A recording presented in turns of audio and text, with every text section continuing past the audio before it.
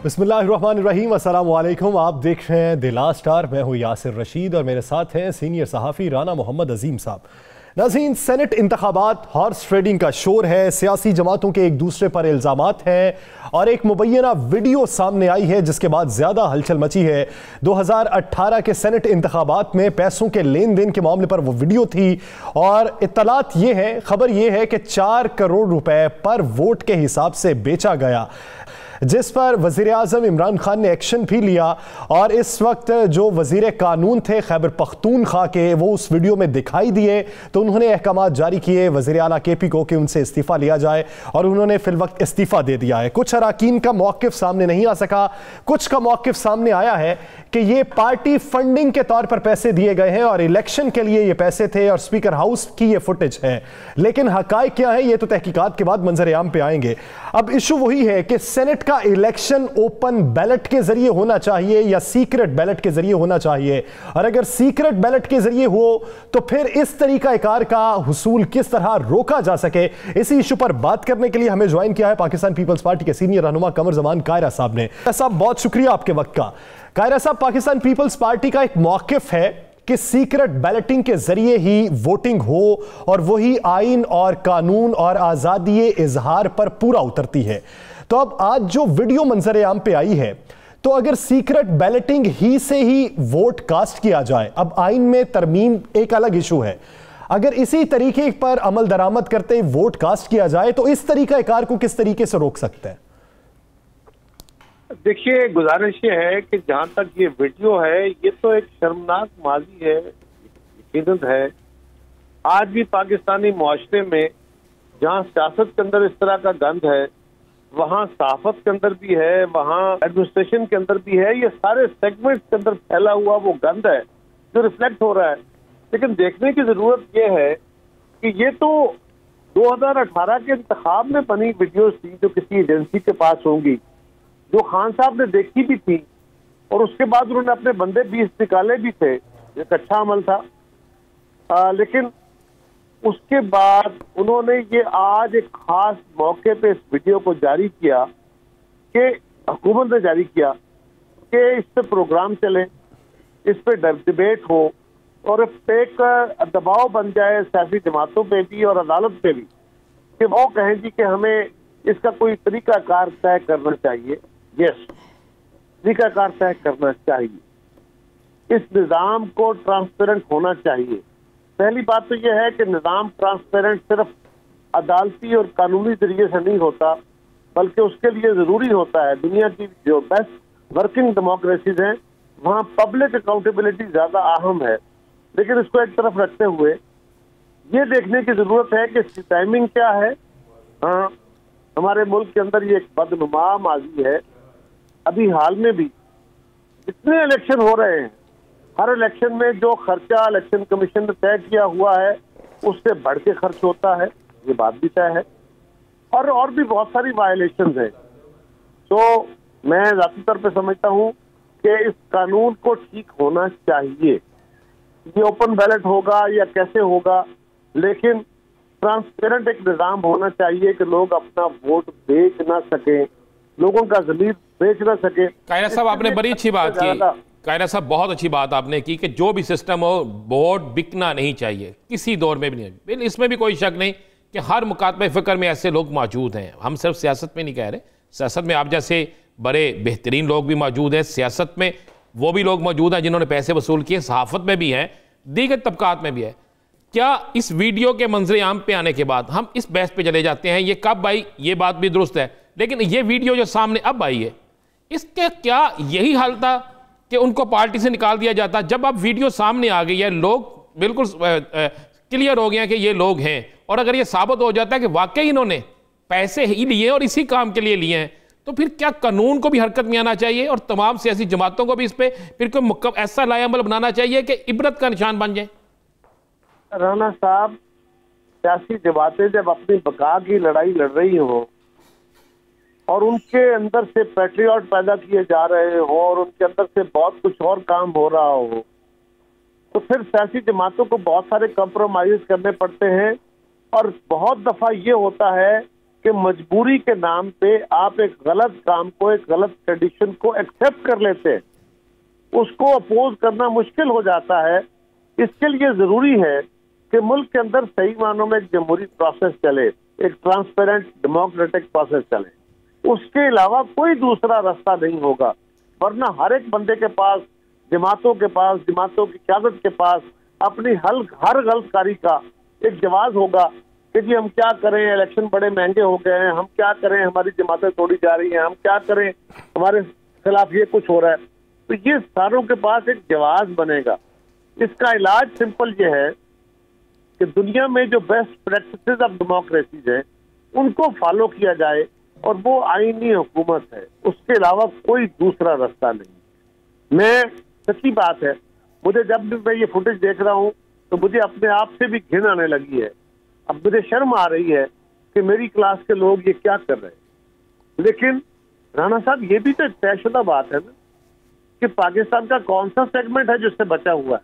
कोई नहीं बचा। आपके लोग, आपके सेगमेंट के लोग, यानी सहाफत के लोग, इंतजामिया के लोग, कारोबारी तबका, सारे लोग अपने मफाद निकालने के लिए हर तरह का कंप्रोमाइज करने को तैयार हैं, और हम पे कोई अवामी दबाव नहीं है। साहब, इस कंप्रोमाइज को किस तरह खत्म किया जा सकता है? हमने मुआशरे को सुधारना है ना, आपने, हमने, सबने मिलकर अपना रोल अदा करना है। तो कब तक हम यही आसरा लेते रहेंगे? कायरा साहब, इसमें एडिशन भी कर लीजिए। अब फर्ज कीजिए मैं बचपन से आपको देख रहा हूं बतौर सियासतदान, अगर आज मेरे सामने सेनेट इलेक्शन के लिए, फर्ज कर मफरूजा है ये, सेनेट इलेक्शन के लिए आपके नाम का हुसूल जो है और आपका नाम जो है तरजीही बुनियादों पे ना दिया जाए, और कोई ऐसा नाम जो हमने पहले कभी सुना ही ना हो उसको आपके नाम पे तरजीह दे दी जाए, तो ये तरीकाकार कब बेहतर होगा? ये तो खैर एक तरीकाकार जमातों के अंदर है ना कि अपने बोर्ड बनाए जाते हैं, हर बंदे की अपनी खिदमात है, उसको देखा जाता है। मैं आपका मशहूर हूँ अपने मेरे लिए अच्छे अल्फाज गए, लेकिन मैं समझता हूँ कि इस निज़ाम को दुरुस्त करना, अफराद तो पेरिशेबल है ना जी, कोई बड़ा कमाल का बंदा होगा, कोई मेरे जैसा नालायक होगा, सब ने पेरिश हो जाना है। निज़ाम ने मुल्क को चलाना है, इसने मुल्क को मुस्तहकम या खराब करना है। तो हमें निज़ाम को दुरुस्त करने की कोशिश करनी चाहिए, और वो प्रैक्टिस जो दुनिया में बेहतरीन चली वो है आईनी अवामी राय के तहत बनाए गए आइन के मुताबिक और अवामी दबाव के तहत, कानून के तहत नहीं खाली। कायरा साहब, नहीं खाली। कायरा साहब, कल हमारे प्रोग्राम में मौलाना फजल रहमान के एक बड़े करीबी साबिक साथी ने कहा कि मौलाना साहब ने जो लीबिया से, वो झूठ है या सच है, ये वही कि लीबिया से जो उनको फंडिंग हुई वो जनरल ज़ियाउल हक के खिलाफ कंपेन चलाने के लिए हुई थी। जब माजी में जब ये प्रेशर नहीं थे, वहां से अगर वो सच कह रहा है, अगर मैं कह रहा हूं, अगर वो सच कह रहा है, तो ये प्रैक्टिस तो बड़ी देर से चलती आ रही है। राणा साहब, ये बात तो दुरुस्त है ना कि जहां पे असूल नहीं चलेगा, कानून नहीं चलेगा, वहां ला कानूनियत और बेअसूली चलेगी। वहां पे जहां पे जमीर के फैसले नहीं होंगे वहां बेजमीरी चलेगी। ये तो एक तयशुदा अमर है। पाकिस्तानी मुआशरे का अलमिया यह है कि यहाँ पे जमहूरी नॉर्म्स और जमहूरी वैल्यूज जो बुनियादी तौर पे अवामी दबाव की शक्ल में सामने आती हैं वो डेवलप ही नहीं हो पाई। इसीलिए आज हम दुनिया की मिसालें तो देते हैं, कौन करेगा राणा साहब? मुझे एक कहा जाता है, ये बात दुरुस्त है कि ये काम सियासतदानों का है, बुनियादी तौर पे लीडरशिप का काम है, जो सियासतदान का काम है। लेकिन लीडरशिप क्या सिर्फ सियासतदान के पास है? लीडरशिप तो आपके पास भी है, लीडरशिप तो हमारे मजहबी रहनुमाओं के पास भी है, लीडरशिप तो हमारे फौजी रहनुमाओं के पास भी है, लीडरशिप तो हमारे जो एग्जेक्टिव है उनके पास भी है, लीडरशिप तो हमारे अदालती रहनुमाओं के पास भी है। तो ये लीडरशिप तो बड़ा एक वास्ट सब्जेक्ट है। उस सारी लीडरशिप ने इस माशरे को ठीक करने के लिए एक कोशिश करनी है। मैं हो सकता है गलत कह रहा हूँ, हो सकता है मेरा एक्सपीरियंस दुरुस्त ना हो, लेकिन मेरा अंदाजा ये है कि लोग अल्लाह की मखलूक से डरते हैं। दुनिया का भी यही कानून है कि लोग कानून से कम और लोग कानून के मुताबिक चलने के लिए जो अवामी दबाव होता है उससे ज्यादा डरते हैं। दुनिया के मुहज़्ज़ब तरीन मुआशरों को आज कानून ने नहीं, उस पब्लिक ओपिनियन ने बांधा हुआ है जो हमारे यहाँ है ही नहीं। हमारे यहाँ तो दौलत की नुमाइश चाहिए। मेरे पास अगर बड़ी गाड़ी, अगर आगे पीछे मेरे साथ 2-4 डाले बंदूकों वाले बंदे नहीं है, लोग मुझे इस काबिल ही नहीं समझेंगे। कायरा साहब, आप ये देखें कि जमहूर जो है वो जमहूरियत के रखवालों के तौर पे अपने नुमाइंदे मुंतखब करते हैं और उन्हें पार्लियामेंट के फ्लोर पे पहुंचाते हैं। Sorry ji, I am very sorry, मुझे बड़ी माजरत के साथ कहना होगा, ये बात आइडियल है जो आपके फरमा रहे हैं, लेकिन क्या होता है, मैं जहां जाता हूं, मेरा जो कंस्टिट्यूंसी है, या मैं अपनी मिसाल दे रहा हूं ना, सारे मुल्क में ऐसा ही है कि जब तक आप सुजुकी गाड़ी में बैठ के जाके वोट मांगने निकले, आपको कोई वोट ही नहीं देगा। ये तो अपनी जगह ही नहीं है, आपके पास कोई बड़ा दफ्तर नहीं है, घर नहीं है, डेरा नहीं है, खाने पीने नहीं है, भले आपने लूट के ही सब कुछ कर रहे हो, तो आपके बड़े डेरे होंगे, आपके ताल्लुकात होंगे। अगर आपके सामने से ताल्लुक नहीं है कि आप लोगों के गलत काम करा सके, आप लोगों को थानों से उठा सके, लोग आपको वोट नहीं देंगे। अगर आपको कायरा साहब बिल्कुल आपने बिल्कुल दुरुस्त तस्वीर दिखाई है, इसी तरह है। कायरा साहब, कल एक बहुत वाकया ऐसा हुआ, कल इस्लामाबाद हाई कोर्ट का वाकया आपके सामने है, बड़ा अफसोसनाक है इस पर बिल्कुल, लेकिन मुझे बताएं इस पर सियासी जमातों की खामोशी ये क्यों है? देखिए राना साहब, गुजारिश ये है कि सियासी जमातों की खामोशी भी नहीं होनी चाहिए, ये अफसोसनाक है। यकीनन हमारे ऐसी दवाइयों को, ऐसी सोचों को हमें कंडेम करना होगा, यही तो हम कह रहे हैं। क्या कहते हैं हम, अगर इस मुल्क के अंदर कानून नहीं, आइन के ऊपर अमल नहीं हो रहा, जो आपका सुपरा लॉ है, सुप्रीम लॉ है, अगर उस पर अमल नहीं हो रहा, तो फिर ट्रेडिशंस को कौन देखेगा, फिर कंटेम्प्ट ऑफ कोर्ट को कौन देखेगा? पाकिस्तान के अंदर आपने ये रवैया ताकत, और ये याद रखिए, दुनिया के अंदर कभी भी कमजोर की रवायत के मुताबिक माशरे नहीं बनते। ताकतवर को जब आप कंट्रोल करते हैं, उसके मुताबिक माशरे से स्कीम पाते हैं। जब आपके यहाँ एक इदारा, यहाँ पे हमारे वकला हैं, आज वकला को कंट्रोल करना ये बड़ा मुश्किल काम है।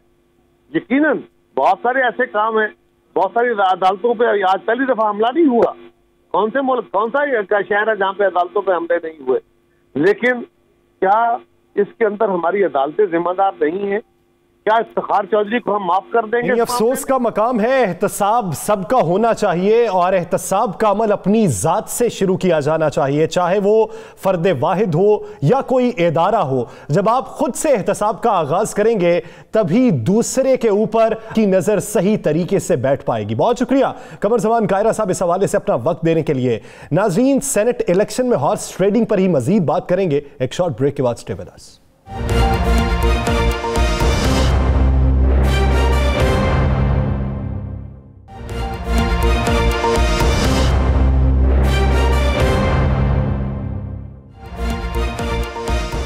Welcome back. नाज़रीन, सवाल है कि क्या सेनेट इलेक्शन में आईनी तरमीम से पैसे की सियासत रुक जाएगी? क्या हालिया इकदामात से और हालिया कोशिशों से अपोजिशन हुकूमत की जानिब माइल हो जाएगी? क्या शफाफियत का ये अमल मुस्तकबिल में हमें देखने को मिल पाएगा? ये वो बुनियादी सवाल हैं जो इन दिनों गर्दिश कर रहे हैं। इसका जवाब हर कोई देने के लिए पुरअज़्म तो दिखाई देता है, लेकिन इकदामात पर अमल दरामद होता दिखाई नहीं देता और ये मामला सियासत की नजर होता ही दिखाई दे रहा है। इसी बारे में बात करने के लिए मुआविन खुसूसी इत्तलात पंजाब फिरदौस आशिक अवान साहिबा ने हमें ज्वाइन किया है। आशिक अवान साहिबा, बहुत शुक्रिया आपके वक्त का। डॉक्टर साहिबा, आप अगर देखिए, आज की अगर वीडियो की बात कर लीजिए या गुज़श्ता एक हफ्ते से चलने वाली ये आईनी तरमीम पे बात कर लीजिए, वफाकी हुकूमत के इकदामात बज़ाहिर यही दिखाई देते हैं कि शफाफियत के हुसूल के लिए हर मुमकिन इकदाम उठाया जाएगा, लेकिन इस हवाले से अपोजिशन को माइल करने की कितनी कोशिश की गई? बिस्मिल्लाहिर्रहमानिर्रहीम। जैसा कि आप जानते हैं कि वज़ीर-ए-आज़म पाकिस्तान का ये अज़्म रहा कि पाकिस्तान के अंदर जो है वो हर इदारे को करप्शन से पाक किया जाए और करप्ट प्रैक्टिसेस को रोका जाए और रूल ऑफ लॉ को इंश्योर किया जाए और कानून और आइन की बालादस्ती को यकीनी बनाया जाए। ये वो सोच है जिसकी अक्कासी उन्होंने हुकूमत में आते ही एक कमेटी बनाई जो आपके इलेक्टोरल रिफॉर्म्स और पार्लियामेंट्री रिफॉर्म्स और लीगल रिफॉर्म्स और उसके साथ इकनॉमिक रिफॉर्म्स, हर वो रिफॉर्म जो इस वक्त इस माशरे की ज़रूरत है वो वज़ीर-ए-आज़म पाकिस्तान की ज़ेरे क़यादत वो अमल जो है वो एक मुस्बत सिमत में रवां दवां है। लेकिन एक सेनेट इलेक्शन के साथ जुड़ा जो इंतहाई अहम कदम है जो जब से पाकिस्तान बना या सेनेट बना तो यहाँ पे मंडियाँ लगती रहीं, ताकतवर वोट ख़रीदते रहे, ज़मीरों के सौदे होते रहे और कई हुकूमतें आईं और कई हुकूमतें गईं और उस समझदारी में हिस्सेदार बनती रहीं और अल्टीमेटली वो अपने अपने मफाद के लिए उन मंडियों को इस्तेमाल करते रहे।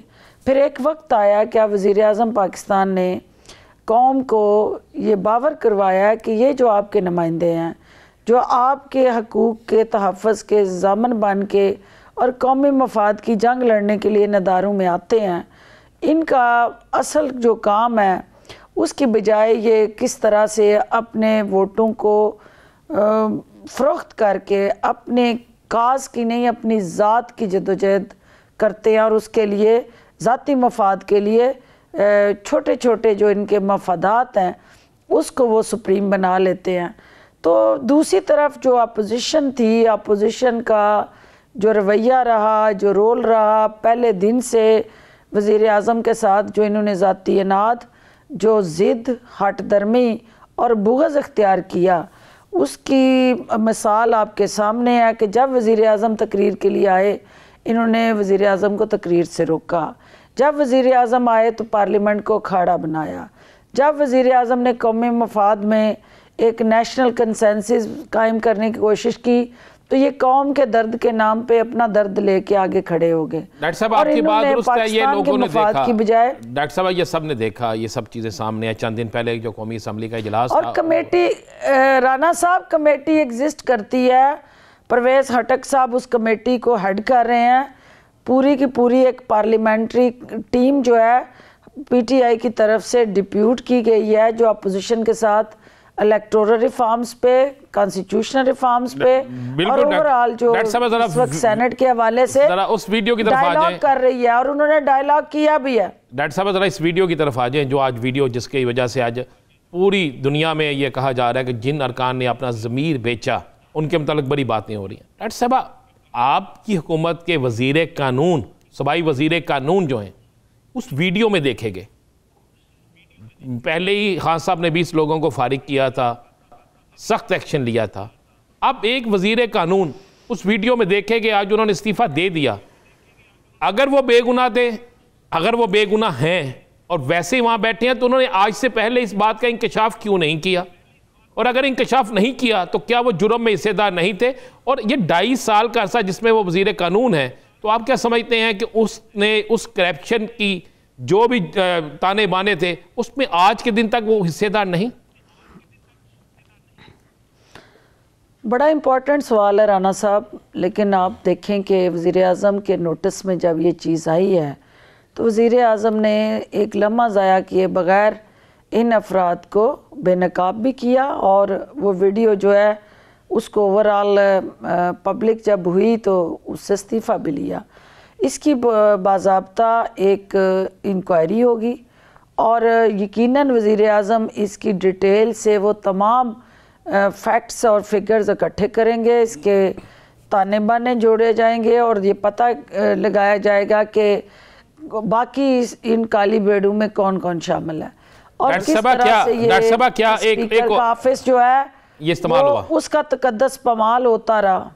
डॉक्टर साहब बिल्कुल बड़ी अच्छी बात आपने। डॉक्टर साहब क्या इनको रुकनियत साजी खत्म कर देना ही हल था? अब तो सबूत आ गया है, अब तो इनके खिलाफ फौजदारी मुकदमा भी बनता है। क्या आपकी हुकूमत बनाएगी? देखिए ये सारी चीज़ें तो एक इंक्वायरी प्रोसेस से ही आप उस किसी को गुनाहगार या बेगुनाह डिक्लेयर कर सकते हैं ना।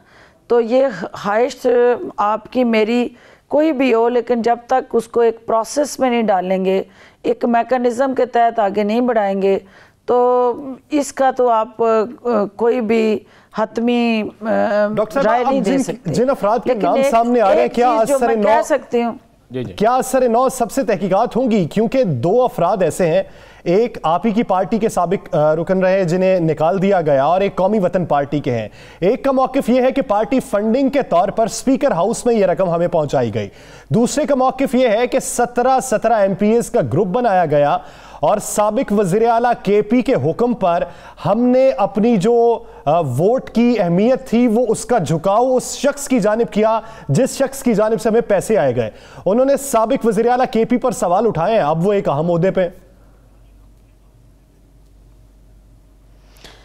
देखिए, यही वो तलख हकीकतें हैं या वो एक तकलीफ दे पहलू है जिसकी तहकीकात वज़ीर आज़म ख़ुद उसको देख भी रहे हैं, कर भी रहे हैं और इसको फर्दर एवेलुएट और एनालाइज करेंगे।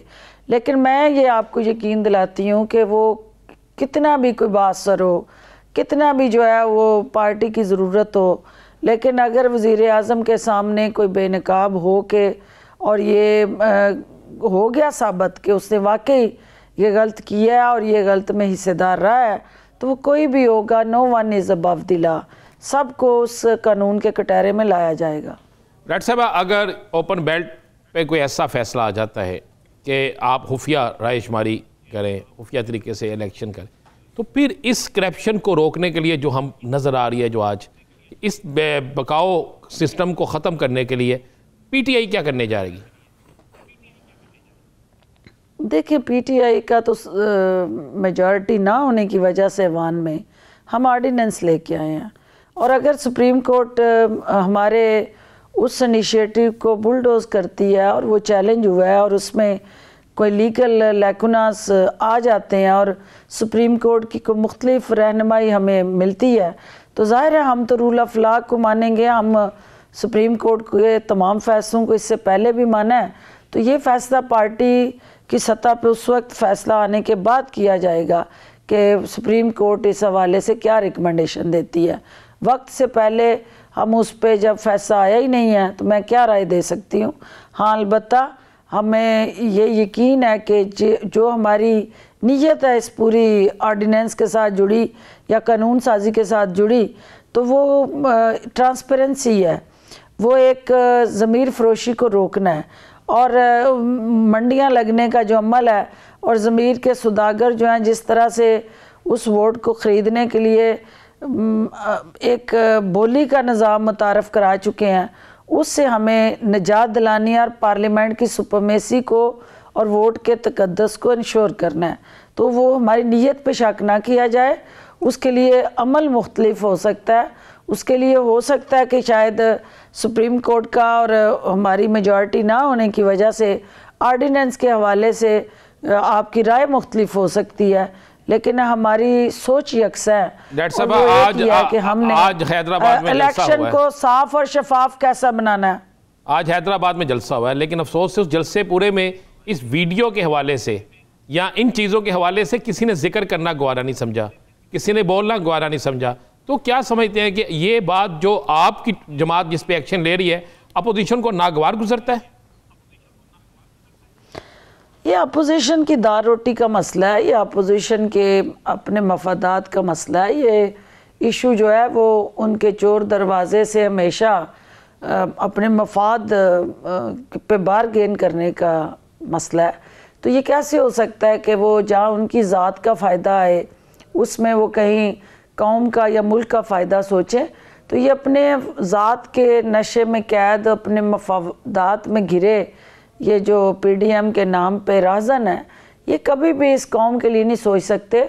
और ये सिर्फ़ और सिर्फ इमरान खान को ये एजाज़ हासिल है कि वो मुश्किल फ़ैसले करके अपनी जमात के अंदर भी जो काली बेड़े हैं उनका एहतसाब करने के लिए पुरज़म है, और वो कोशिश हैं कि निज़ाम को फेयर, फ्री और फूल प्रूफ बनाया जाए और उसकी हाँ कोई भी कीमत अदा करनी पड़े। डॉक्टर साहब, आज हैदराबाद में मौलाना फजलुर रहमान ने यह कहा कि हमें 40 साल हो गए सियासत करते हुए, अगर सियासत सीखनी है तो हमारी शागिर्दी में आना पड़ेगा।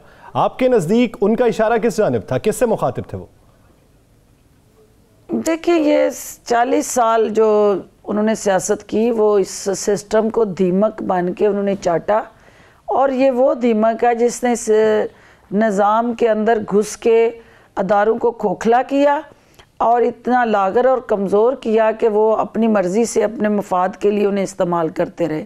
वज़ीर आज़म इमरान खान ने सियासत नहीं की है, इस मुल्क की बेलौस खिदमत की है, और वो जो रिफॉर्म्स ला रहे हैं वो अपने सियासी बचाव या अपने सियासी मफाद के लिए नहीं, वो इस कौम के मफाद के लिए एक जदोजहद कर रहे हैं और उसी से अल्टीमेटली एक नया पाकिस्तान जो है उसकी तश्कील यकीनी बनाई जा रही है। तो मौलाना साहब जो इस शागिर्दी में बिलावल को और जाली राजकुमारी को ले चुके हैं, तो उनको सारे गुर सिखाएं, लेकिन जो लूट मार का और राहबर के रूप में राहज़न बनने का एक खौफनाक रूप है उनका, वो उनको ना सिखाएं, क्योंकि उसके सिखाने के लिए उन दोनों के वालिदैन माशाल्लाह दोनों के वालिद अपनी अपनी जगह इनसे बड़े कारीगर हैं। तो ये कारीगरी में एक दूसरे को नीचा दिखाने की जदोजहद जो कर रहे हैं। मौलाना फजलुर रहमान के कल हमारे प्रोग्राम में मौलाना फजलुर रहमान के एक बड़े करीबी साथी नजीब एडवोकेट ने कहा कि मौलाना फजलुर रहमान ने बाकायदा आसफ अली जरदारी साहब की हमायत करने के लिए, पीपल्स पार्टी की हमायत करने और अपने वोट उनको देने के लिए इस्लामाबाद के अंदर प्लाट लिए, 16 कनाल के प्लाट लिए और फिर वो प्लाट उसने फरोख्त कर दिए। ये उनका बड़ा करीबी साथी कह रहा है, बड़ा करीबी साथी। कल उसने इंकशाफ की और उसका फिर वो फरोख्त कर दिए गए। और आसफ अली जरदारी साहब ने रात के वक्त फौरी तौर पर एक शख्स को बुलाया, मुतलका जो स्टाफ था उसको बुलाया, उसको कहा कि देखो कोई प्लाट मौजूद है। उसने कहा प्लाट मौजूद थे, फिर उनका मुंतकिल किया गया, फिर फरोख्त कर दिया गया। उसने कहा एक अफसर मौजूद है इस वक्त इस्लामाबाद में। तो आपकी बड़ी गहरी नजर रही है, इस्लामाबाद में आपने बड़ा वक्त गुजारा है और आप भी गुजारते हैं, तो क्या ऐसा कोई वाकया हुआ था? देखिए, मौलाना फजलुर रहमान ने अपना जो इससे पहले टिल टुडे तक का सियासी सफ़र है, वो कभी भी एक कदम भी मफाद के बगैर नहीं उठाया और वो मफाद उन्होंने अपनी ज़ात से जोड़े रखा। सियासत को उन्होंने बनाया ही अपने लिए एक रिलीफ पैकेज, और उस रिलीफ पैकेज में वो सौदेबाजी करके, ब्लैकमेलिंग करके, प्रेशर क्रिएट करके मुख्तलिफ हुकूमतों को अपने ताबे करके इस तरह के मफादात लेना उनका वतीरा रहा है। ये पहली हुकूमत है जो उनसे ब्लैकमेल नहीं हो रही, जिससे वो कोई मफाद नहीं ले पा रहे, बल्कि जो लिए हुए मफादात हैं उनका हिसाब देना पड़ रहा है। तो इसलिए उनका दर्द जो है उसको आप समझें, और वो दर्द जो है वो कौम का नहीं, वो अपने इन प्लाटों का दर्द है, वो दर्द उनके उन असासों का दर्द है, और वो दर्द उनको पार्लियामेंट से दूरी का दर्द है। तो ये सारे दर्द जो है उनमें आने वाले दिनों में मज़ीद इजाफा होगा, क्योंकि मौलाना साहब की हकीकत जो है वो अवाम के सामने उनका हकीकी चेहरा बेनकाब हो रहा है। और जो इस्लाम का लबादा उड़ा हुआ था, जो जिस मेंबर पर बैठ के मदरसे में बैठ के वो इस्लाम के नाम पे मासूम तलबा को अपने लिए ढाल बनाया करते थे, उनके सामने अब वो इससे ज़्यादा और क्या बेनकाब होंगे कि जिनको वो मजहबी रहनुमा समझते रहे वो इस्लाम के ठेकेदार बने रहे, और इस्लाम को ना सिर्फ पाकिस्तान में बेचा बल्कि वो चूरन लीबिया तक बेचते रहे, और लीबिया की हुकूमतें उनको फंड्स देती रही। तो इससे ज़्यादा और क्या बदकिस्मती होगी। तो डॉक्टर साहब, एक आखिरी सवाल ये कहिएगा, क्या आपको मार्च में मार्च होता दिखाई दे रहा है?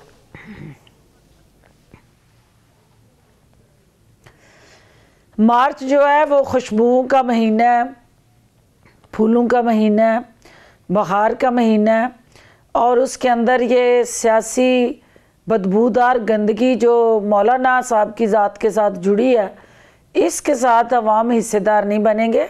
अवाम मार्च की बहार को एंजॉय करेंगे, मौलाना के मार्च को वो शुरू करने से पहले ही दफन कर देंगे। क्या एक और सवाल बताएं आप, क्या आपको नज़र आ रहा है कि सेनेट इलेक्शन के बाद पीडीएम में कोई बड़ी सियासी जमात पीडीएम को छोड़ जाएगी?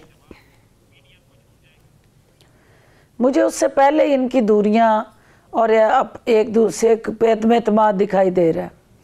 यानी सेनेट इलेक्शन से पहले ही आपको पीडीएम का शराजा बिखरता दिखाई दे रहा है, और मार्च के अंदर आपको अवामी जो सहूलतकारी ने मिलनी है वो मिलती दिखाई नहीं दे रही। बहुत शुक्रिया डॉक्टर फिरदौस आशिक अवान साहिबा इस हवाले से अपना वक्त देने के लिए। दीगर इश्यूज पर बात करेंगे एक शॉर्ट ब्रेक के बाद। Stay with us.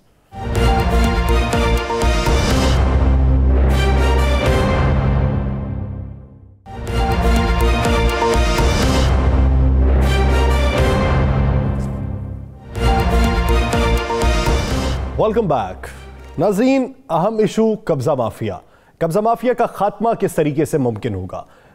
उनके खिलाफ ऑपरेशन भी होते रहे और आइंदा भी होते रहेंगे और वज़ीर आज़म काफ़ी पुरअज़्म दिखाई देते हैं, लेकिन अपोजिशन की बैक पे इस वक्त कब्जा माफिया खड़ा है।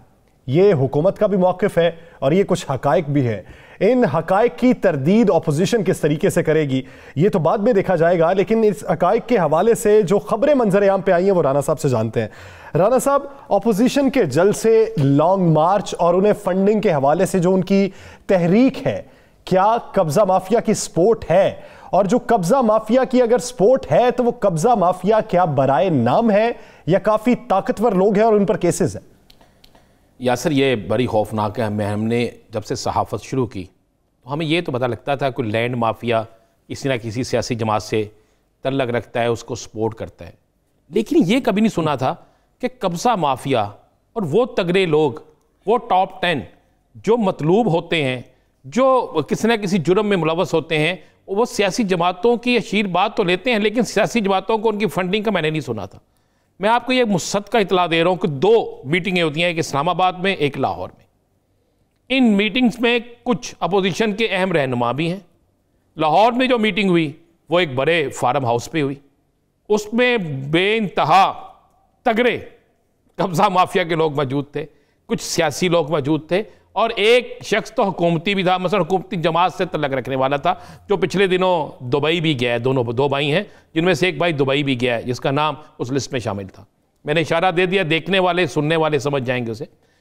अब उस मीटिंग में ये डिसाइड होता है कि जनाब इस हुकूमत ने तो हमें ले देंगे, हमारे कब्जे भी छूटने शुरू हो गए, हमारी ज़मीनें भी जाना शुरू हो गई, हमने जो बड़े अरबों रुपए जिससे कमाए हैं, जिन लोगों को प्लाजे बना के दिए हैं, जिनसे पैसे ले लिए हैं, और मजीद जो हमारी ज़मीनें हैं, आपको पता है ना, ये कोई 1 मरला 2 मरले नहीं, क्योंकि तो कई 100 एकड़ जगह थी जो सरकारी जगह पे कब्जे किए हुए थे। उन्होंने कहा क्यों ना अब इस हुकूमत से जब तक जान नहीं छूटती, इस डिपार्टमेंट के कुछ अफसरान से जब तक जान नहीं छूटती, उस वक्त तक हमें नहीं होगा। और मैं आपको यासर बिल्कुल बताऊं, उन्होंने कहा जी हम इस पर फंडिंग करेंगे, अपोजिशन को फंडिंग करेंगे, इनके जलसे, इनके जुलूसों को फंडिंग करेंगे, जो हो सकता करेंगे। और मैं माजरत से यह भी कह दूं, बता दूं आपको, उसमें हमारी अपनी क्लास के लोग भी शामिल हैं, यानी मीडिया से तल्लक रखने वाले लोग भी शामिल हैं। उन्होंने कहा जी हर तरफ फंडिंग की जाएगी, जिस तरह कायरा साहब ने कहा कि आपके लोग, बिल्कुल हम कहते हैं।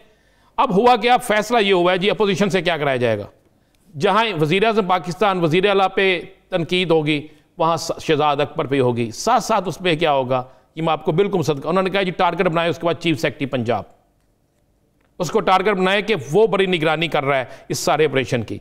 आईजी पंजाब को आनी हाथों से लेके वो आईजी पंजाब बहुत गलत कर रहा है, आईजी पंजाब ऐसा कर रहा है। उसके बाद उन्होंने जनाब सुहेल अख्तर सुखेरा, मैं आपको जो नाम दे रहा हूँ, उसके बाद बाबर कुरैशी, बख्त कुरैशी, सुहेल चौधरी, CCP और लाहौर को तो उन्होंने क्या हार्ड टारगेट रखे ना डोगर को, कि उसने आपको पता ना वो जिससे सबसे ज्यादा मरियम को तकलीफ हुई जी, उनको भी रखे। बस ये पुलिस अफसरान जो है, उसके बाद सुहेल चौधरी मैंने आपको बताया, सरफराज फल्की क्यों उन्होंने गुजरांवाला में खुरम दस्तगीर के बाकी देख रहे हैं, सियालकोट में क्यों ख्वाजा आसिफ के जो चीज़ें हैं वो गिराई गई। अब इनको टारगेट करने के लिए प्लानिंग क्या बनी कि जलसों में कहा जाए कि ये लोग जो हैं इन पर ऐसे इल्ज़ाम लगा दिए जाए कि इन्हें बैकफुट पे जाना पड़े, आईजी पे इल्जाम लगाया जाए। ये देखिए, क्या चेहरे तब्दील हो जाने से हुकूमत PTI की रहती है तो पॉलिसी तब्दील नहीं होगी ना, वो। लेकिन अब होगा क्या, एक पुलिस अफसर है, एक चीफ सेक्रेटरी है, वो जब देखता है कि उस पर इल्जाम लग रहे हैं, बेइंतहा सियासी जमातें इल्जाम लगा रही हैं, उनके खिलाफ मीडिया पे कंपेन चल रही है, उनके खिलाफ मुख्तलिफ जगह पे कंपेन चल रही है, तो अगला आने वाला जो होता है वो डर जाता है। यार सर, ये हमें मानना चाहिए, हम जिस माशरे में रह रहे हैं उसमें यही होता है, वो डर जाता बेचारा, किस किस को अपनी तस्दीक करेगा, किस किस को जाके तरदीद करेगा, कहां कहां जाके बताएगा। लेकिन ये मैं आपको बता रहा हूं, ये फाइनल हो चुका है और इस पर काम भी शुरू हो गया है। और इस काम में आईजी के खिलाफ, चीफ सेक्रेटरी के खिलाफ, CCP लाहौर डोगर के खिलाफ, उसके बाद सुहेल केरा के खिलाफ, सुहेल चौधरी के खिलाफ, जिन जिन लोगों ने, जिनको मतलब इन्हें पता कि ये वो अफसरान हैं कि जिन्होंने इस कब्जा माफिया के खिलाफ सबसे ज्यादा काम कर रहे हैं, सबसे ज्यादा इनका सिस्टम है, सबसे ज्यादा ये बता रहे हैं, और इनके कहने पे रोजाना की बुनियाद पे रिपोर्टें बन रही हैं, रिपोर्टों की बुनियाद पे कब्जा माफिया के खिलाफ ऑपरेशन हो रहा है। उन्होंने कहा इनमें से इन लोगों को इबरत का निशान बना दे, बाकी मामला ठीक हो जाएंगे। ये भी कहा गया, मैं आपको एक और खबर बड़े कर दूं, उसके बाद एक शख्स को कहा गया ये तो हो गया, आगे क्या करें? उन्होंने कहा जनाब एक अहम तरीन शख्सियात जो है ना बड़ी बड़ी, इन पर भी इल्ज़ाम लगाना शुरू कर दें। मिसाल के तौर पे बड़ी बड़ी तगड़ी शख्सियात पे इल्ज़ाम लगाना शुरू कर दें। उनका वो क्या होगा? उन्होंने कहा उसमें ये होगा कि लोग तो कितने लोग होंगे जो इसको नहीं मानेंगे, बस कह देंगे यार फलां भी शख्सियात ऐसी कर रही है, फलां भी कर रही हैं, फलां भी कर रही हैं, फलां भी कर रही हैं। हुकूमती कुछ लोगों को, कुछ अहम अदारों को, कुछ ब्यूरोक्रेट्स को, कुछ पुलिस अफसरान को बाकायदा टारगेट करने के लिए किया गया। और मज़े वाली आपको बात बता दें, एक जाली रिपोर्ट भी तैयार कर दी गई है। अब कोई चेक नहीं करता कि यह रिपोर्ट असली है या नकली है, क्या इसको किसी इदारे ने जारी किया या नहीं किया, उसको सोशल मीडिया पे डालना शुरू कर दिया जाएगा। फिर कई लोगों के साथ ऐसी चीज़ें उनसे कर दी जाएंगी जिनका वो तसव्वुर नहीं कर सकते, जिनका दूर दूर तक उनके साथ तल्लक नहीं है। यासर ये होने जा रहा है। और ये कब्ज़ा माफिया पहली दफ़ा इस हुकूमत के खिलाफ तहरीक में भरपूर फंडिंग करेगा। मैं आपको फिर कह रहा हूँ, भरपूर फंडिंग। और हाली फंडिंग उन्होंने कहा जी आप हमें के हम तो लोग भी देंगे आपको, हमारे बड़े तगड़े लोग भी जाएंगे आपके साथ, सारा कुछ होगा। अब जिस माशरे के अंदर कब्ज़ा माफिया को बचाने के लिए मुस्लिम सियासी जमातें उनके सर पे खड़ी हो जाएं, तो फिर अल्लाह ही हाफ़िज़ है ना, फिर उस माशरे का क्या बनेगा। ये बाकायदा किया गया और बाकायदा उन्होंने कहा गया है कि आपको हम वकला के भी एक विंग देंगे, आपको हम पूरी हर तरह से सपोर्ट करेंगे। फिर तो सत्ता ही खैर है। बस ये होगा। ये यासर ये एक बड़ा खौफनाक है। मैंने बताया कि एक इस्लामाबाद में, एक लाहौर में हुई है, और आप देख लेंगे अगले 1-2 दिन में शायद ये शुरू भी हो चुका है काम। आपको हमारी ही बरादरी से कुछ लोग भी नजर आ जाएंगे, कुछ आपको सियासतदान नजर आ जाएंगे जो ये कहना शुरू करेंगे ज़्यादती। अब क्या ज़्यादती है? क्या दानियाल अजीज़ से जो जगह ली गई है वो दानियाल अजीज़ की थी? क्या ख्वाजा आसफ से जो किया गया ऑपरेशन क्या उसका था? क्या हुरम दस्तगीर ने सरकारी जगह पे नहीं थे? क्या इसी तरह बाकी जो लोग हैं जो सरगोदा से जगह की गई, जो लाहौर से जगह ली गई हैं, क्या वो नहीं थी? नाज़रीन, अगर आने वाले दिनों में इस तरह का प्रोपेगेंडा होता है तो याद रखिएगा राना साहब इसके कुछ मुहर्रिकात पे पहले ही बात कर चुके हैं। आगे बढ़ेंगे और बात करेंगे पीडीएम का। आज हैदराबाद में जो जलसा था, उस हैदराबाद के जलसे में मौलाना फजलुर रहमान भी काफ़ी गरजे बरसे हैं और उन्होंने फिर से इदारों को तनकीद का निशाना बनाया है। दूसरी जानिब बिलावल भुट्टो जरदारी ये कहते हैं कि मार्च में मार्च होगा। अब ये 2 तकारीर थी आज दोनों तकारीर में फ़र्क क्या था? दोनों का माखज़ कितना मुख्तलिफ था, मतन कितना मुख्तलिफ था? राना साहब, क्या आज किसी की तकरीर पर पीडीएम की किसी सरबराह की जानिब से, किसी अमीर की जानिब से, किसी जमात की जानिब से कोई एतराज़ किया गया? बिल्कुल, मैं तो कहता हूँ कि ज़रा वो फुटेज दिखाएं जब मौलाना साहब तकरीर कर रहे हैं तो बिलावल साहब के चेहरे के तासरात क्या हैं, और जब बिलावल साहब तकरीर कर रहे हैं तो मौलाना साहब के चेहरे के तासरात क्या हैं। और जब शाही सैयद तकरीर करने आया तो स्टेज पर बैठे किस शख्स ने कहा कि छोड़ो जी इसको, इसकी तकरीर क्यों करानी है, ये तो है ही हमारे खिलाफ। तो शाही सैयद फिर चीखता हुआ गया, उसने तकरीर तो की, तकरीर तो उसने हुकूमत के ख़िलाफ़ की, लेकिन स्टेज पर जो बातें हुई, जो वहाँ पे तलखी हुई, और शाही सैयद की तकरीर पे जो पीपल्स पार्टी को इतराज़ हुआ, जिस पर बिलावल ने खामोश कराया कि खामोश नहीं, पीडीएम है। उसके बाद जब बिलावल साहब तकरीर कर रहे हैं तो ज़रा मौलाना साहब की शक्ल तो देख लेना। मौलाना साहब और बिलावल, इन दोनों की तकरीर में आपको वाज़े नज़र आएगा, बिल्कुल वाज़े नज़र आएगा। और महमूद अचकज़ई की तकरीर भी आप ज़रा मौलाना मालिक, उस पर क्या नज़र आएगा? देखिए, मौलाना खेले हैं किसी और फ्रंट पे जाके, बिलावल खेले हैं उस फ्रंट पे जाके जो बिलावल का है। अब बिलावल ने कह तो दिया कि मार्च में मार्च होगा, मार्च में बिल्कुल मार्च होगा। कौन कहता मार्च नहीं होगा? ये पीडीएम ने कहा ना मार्च होगा, लेकिन उस मार्च में कौन होगा? देखने वाली बात तो यह है कि उस मार्च में कौन होगा। क्या उस मार्च में मार्च वाले होंगे? उस मार्च में पीडीएम का मार्च करने वाले होंगे? क्या उस मार्च में ये सारी जमातें होंगी? क्या वो मार्च जिस हसूल के लिए निकल रहा है वो होगा? आपको ये लगता है कि पाकिस्तान पीपल्स पार्टी अपने तय अकेले मार्च निकालेगी? नहीं ना, पीपल्स पार्टी मार्च में जाएगी ज़रूर, उसी तरह जाएगी जैसे पहले आज़ादी मार्च में गई थी। मैं आपको ये भी लिख के दे रहा हूँ, ये नोट कर लीजिएगा। वहाँ पे रश किसी और का होगा, स्टेज किसी और का होगा, तकारीर किसी और की होंगी। और मौलाना साहब का जो आइडिया है, मौलाना साहब और मरियम साहब का जो प्रोग्राम है, वो उस तरह नहीं चलेगा। ये पहली फिल्म होगी जो 3 घंटे की नहीं होगी, 1.5 से 2 घंटे की बामुश्किल होगी। कहते हैं आज पीपल्स पार्टी की किसी रहनुमा का पारा भी काफ़ी हाई रहा।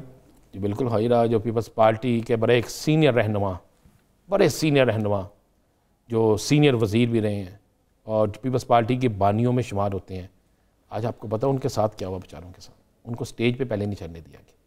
जब वो स्टेज पे चढ़े तो उन्होंने ऊपर जाके सबसे पहले कहा कि जनाब ये तो बता दें, ये जिन लोगों को इतनी इज्जत दे के बिठाया हुआ है, इस जलसे के बाद वो हमें गालियाँ कितनी निकालेंगे। और इस जलसे के बाद हमारे साथ करेंगे क्या? ये बाकायदा लफ्ज़ इस्तेमाल हुआ यासर, वहाँ पे बड़ी गर्मा गर्मी हुई। आप कहें कि मैंने उस दिन भी कहा था कि ये तो आप बहाना बन गया ना कि मरियम साहिबा की बेटी अल्लाह उन्हें सेहत कामला अता फरमाए, उनका एक्सीडेंट हो गया। लेकिन हमने तो एक्सीडेंट से पहले कहा था, याद है यासर, कि हैदराबाद के जलसे में देखिएगा कौन नहीं जाता। ये तो फाइनल हो चुका था कि एक्सीडेंट होता या ना होता, हैदराबाद के जलसे में उन्होंने आना ही नहीं। और मरियम का ना आना, मुझे एक बात बताएं, खुद वो ट्वीट कर रही हैं, अल्लाह हम कह रहे हैं अल्लाह की ज़ात, अल्लाह ताला की ज़ात उनकी बेटी को शफा अता फरमाए, अल्लाह उन्हें सेहत कामला अता फरमाए। वालदा उनकी दादी फौत हुई थी तो मुल्तान के जलसे में चले गई थी। वो कितने दिन बाद चली गई थी? 2 दिन बाद। तो मुझे बताएं, यहाँ पे जलसे में जाना आना को टाइम लगता था क्या? उन्होंने पैदल जाना था? भाई जहाज़ पे जाना था, आना तो चले जाना था 2, 3, 4 घंटे, यही था ना। 5 घंटे लगा ले, 10 घंटे लगा। आज का जलसा पीपल्स पार्टी का जलसा था या पीडीएम का? आज का जलसा पीपल्स पार्टी का जलसा था। जलसे में ज्यादा लोग किसके थे? पीपल्स। अब नारे किसके लगे? अब ये देखिए, होम ग्राउंड है तो एज तो मिलेगा ना सर, बिल्कुल मिलेगा, लेकिन जलसा पीडीएम का था ना। हमने तो कहा था जलसा पीडीएम का है। आज वहां पे नारे किसके ज्यादा लगे?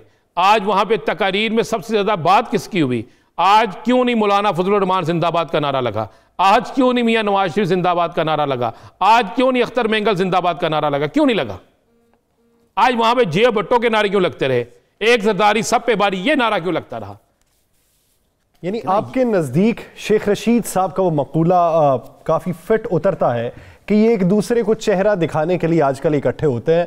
बज़ाहिर तो ये इकट्ठे हैं, लेकिन अंदरूनी तौर पर ये इकट्ठे नहीं है और इंतशार का शिकार। मैं तो कह रहा आप सेनेट का इलेक्शन गुजरने दें, सेनेट का इलेक्शन गुजरने दें, फिर मुझे बताइएगा कौन कहाँ खड़ा है। अभी तो सबको एक दूसरे से लालच है ना। जब गुजर जाती है ना, आपको पता है शादी पे तो सारे आते हैं, वलीमा भी गुजर जाता है, उसको मकलावे पे चंद लोग जाते हैं जो बड़े अपने खास होते हैं, इसके अलावा कोई नहीं जाता। चले सेनेट इलेक्शन का इंतजार करने दीजिए और फिर देखिए कि हालात किस नहज तक पहुंचते हैं। नाज़रीन, दीगर इश्यूज़ पर बात करेंगे के बाद स्टे विद अस।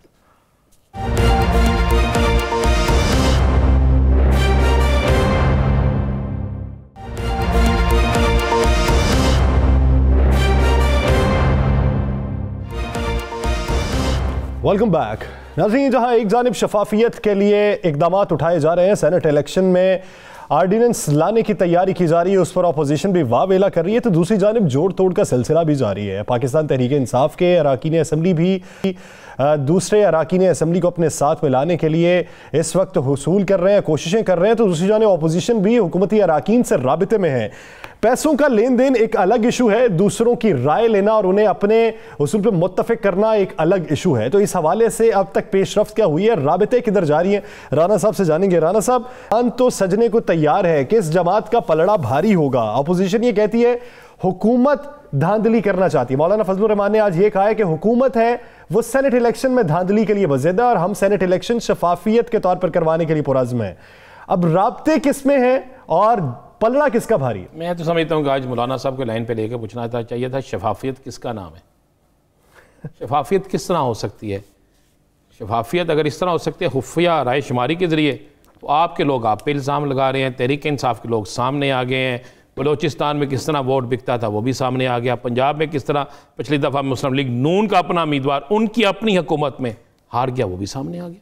देखिए असर कोई चीज़ें छुपी हुई तो नहीं है, तो ये चीज़ें तो बिल्कुल सामने हैं। देखिए मैं आपको बता दूँ, सियासी मैदान सजने नहीं जा रहा, सज गया हुआ है। सेनेट का मैदान सज गया हुआ है। कुछ लोग ब्रीफ केस लेके चारों सूबों में पहुंच गए।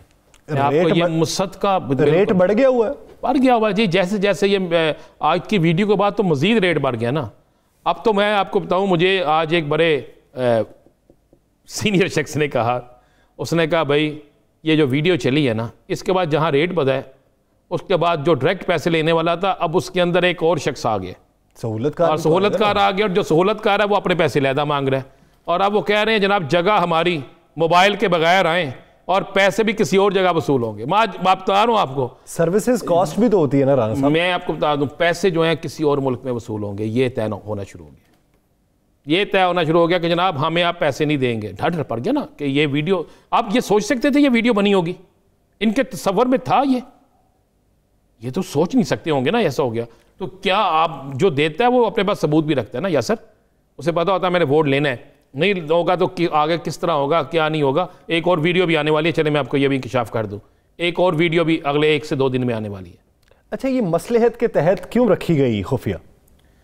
हर चीज़ का ना एक वक्त होता है, वक्त पे आके चीज़ सामने आती हैं। देखें, अभी ये सियासी जमातें कह रही थी जनाब जमहूरी हक है जनाब, अपनी राय का इजहार करने दें, जिसको चाहे वोट देने दें, बिल्कुल दें, इसमें कोई दूसरी राय नहीं है। तो फिर यही हक आप खवातीन के इलेक्शन जो महसूस सीटें उस पर क्यों नहीं रखते? यासर साहब, आपको पता ना कि इतनी सीटें जिसकी होगी खवातीन इतनी उनके इंतखाब हो जाएंगे, इतने अकलियत वाले उनके, फिर उस पर क्यों नहीं रखते? महसूस सीटें नशिस्तें जो है फिर उस पर भी इसी तरह करा लें कि जनाब जिसके वोट ज़्यादा है वो जिसको मर्जी वोट दे, उस पर नहीं आते। जहाँ पे ये चीज़ें रकाब, जहाँ पे उनको फ़ायदा है वो नहीं। अब चूंकि ये इलेक्शन आ गया, इस इलेक्शन में जिन लोगों ने वोट बेचने या ख़रीदने हैं सबसे ज़्यादा तकलीफ उनको है। मैं आपको मुसद का इतला देता हूँ, हमारे एक हमसाया मुल्क के अंदर, अरब मुल्क है, वहाँ पर 3 लोग पहुँच चुके हैं। सीधा नाम लेते हैं राना साहब, दुबई में पहुँच चुके हैं। जी, दुबई में पहुँच चुके हैं। यार आपने नहीं ना जाना होता, मैंने जाना होता, आप क्यों यासर साहब? तो वहाँ पहुँच चुके हैं और मैं ये आपको मुसद का कह रहा हूँ, और मैं जल्द हम उसकी फुटेज भी इंशाल्लाह जारी करेंगे। पहुँच चुके हैं और वहाँ पर सारी खरीदो फरोख्त होगी, किसके पैसे किसको किस जगह मिलने अब ये तय होगा। और मैं जोर तोड़ आपको ये बता दूं कि तहरीक इंसाफ के लोग इसमें लगे हुए हैं कि अगर खुफिया राय शुमारी होती है और कोई खरीदो फरोख्त का सिलसिला शुरू होता है तो उसके तौर के लिए वो अपना वोट बैंक कायम रखने के लिए मुख्तलिफ लोगों से राब्ते कर रहे हैं। मैंने पहले भी कहा था 20 से 25 वोट मुस्लिम लीग नून के बगैर किसी पैसे दिए लिए उनके खिलाफ जाएंगे। हालांकि इसका सबसे बड़ा फ़ायदा मुस्लिम लीग नून को होना था, ओपन बेल्ट पे सबसे ज़्यादा फ़ायदा उनको होना था, इसलिए कि वो अपोजिशन में तो वो हैं, आसफ अली जरदारी साहब अपोजिशन में नहीं है। तो मुस्लिम लीग नून के लोग जो थे वो तो फिर बेचारे को वोट देना पड़ना था ना, कानून के मुताबिक भी सारा। अब मैं आपको बता रहा हूं कि ये तय हो चुका है, तहरीक इंसाफ के कुछ लोगों से, KPK के कुछ लोगों से सिंध की एक शख्सियत ने मुलाकात की है। उस मुलाकात की भी खबर जल्द सामने आ जाएगी। वो मुलाकात इस्लामाबाद में हुई है और उसमें क्या तय हुआ ये चीज़ सामने तो नहीं आई, लेकिन ये चीज़ें हैं कि ये आ गया, राब्ते भी चल रहे हैं, पैसों का लेन देन भी चल रहा है। लेकिन ये वीडियो इस वक्त मंजर आम पे आना ये भी कोई मामूली बात नहीं है। दूसरी जानब स्ट्रैटेजी भी चल रही है, स्ट्रैटेजी अब सख्त होगी और एक्शन जो है वो अमली सतह पर देखने में भी मिलेगा और शफाफियत किस तरीके से बहाल रखी जा सके दिनों में वाज़ेह हो पाएगा कि कौन इसके हक में और कौन इसके मुखालिफत में। नाज़रीन, द लास्ट स्टार से मुझे और राना अजीम साहब को दीजिए इजाज़त। अल्लाह निगहबान।